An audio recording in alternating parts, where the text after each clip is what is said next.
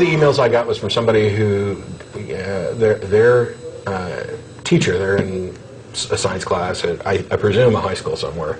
I haven't discussed ages or anything.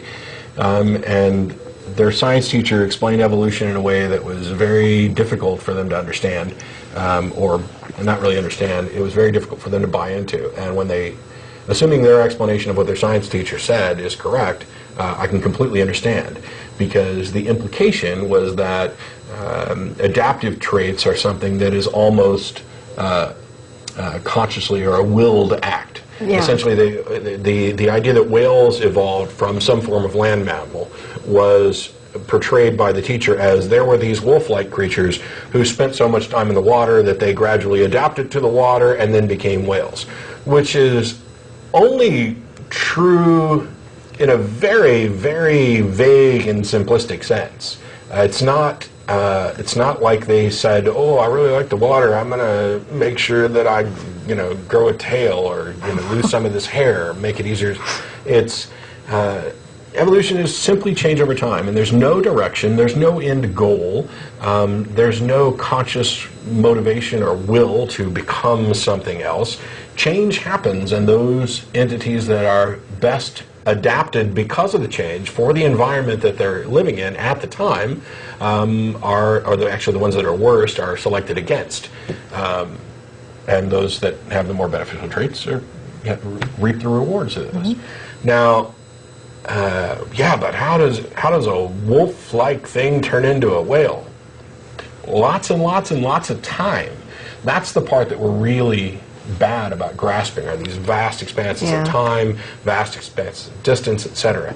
But this conversation got sidetracked because she kept wanting to make appeals to the Bible and Jesus and why she believes what she believes.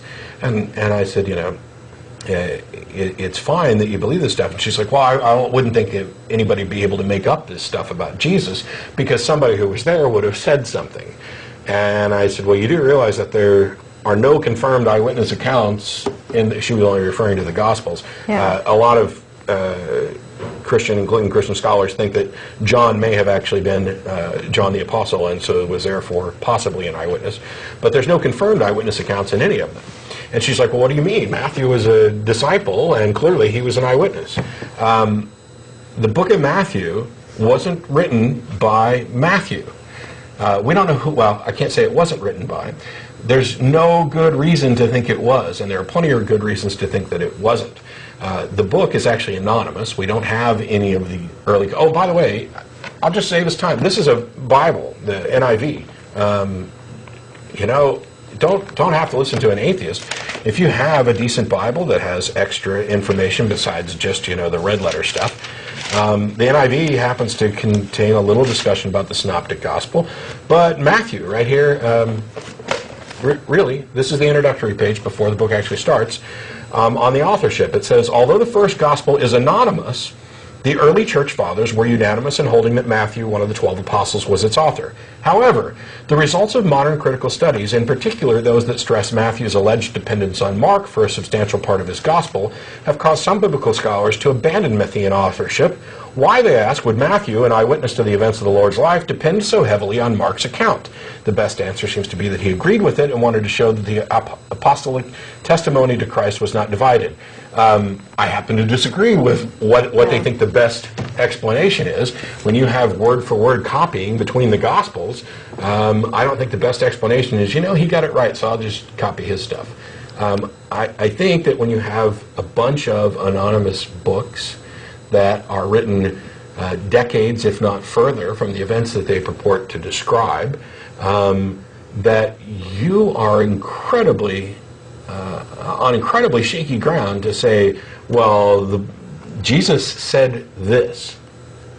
Okay, first of all, outside of the Bible, there's no confirmable evidence that there was a Jesus. I'm not claiming that there wasn't. I'm just saying that all those neat little events from his life aren't recorded anywhere other than the Bible.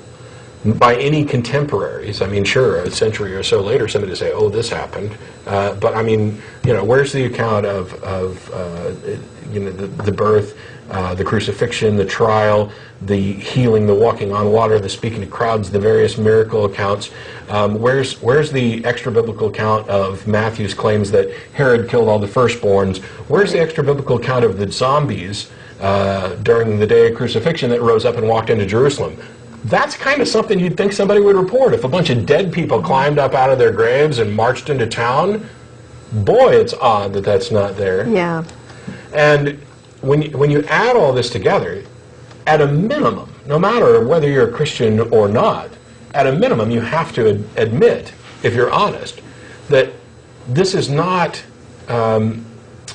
a book that you should dogmatically assert as true. At a minimum, you have to go that far. And if you don't, I don't know what to say. She was of the opinion that, hey, Matthew, Mark, Luke, and John were written by Matthew, Mark, Luke, and John. Well, how convenient that most Christians seem to have that kind of perception, despite the fact that in most Bibles, and a casual search on who wrote the Bible will demonstrate that there's a lot more questions than answers. The problem is that if the churches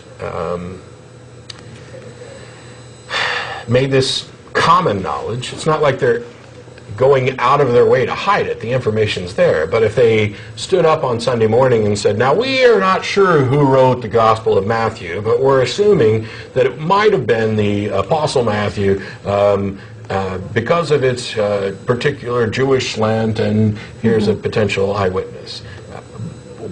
People in the pews would go, huh?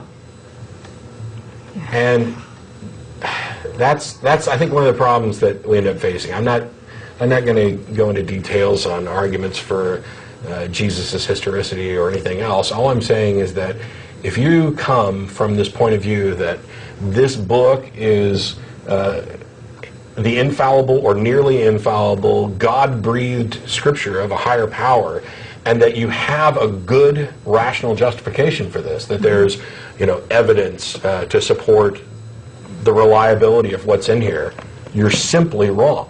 It's fine for you to accept it, and it's fine for you to accept it on faith if that's what you're comfortable with. But to assert that you have a rational justification for this, it's simply false.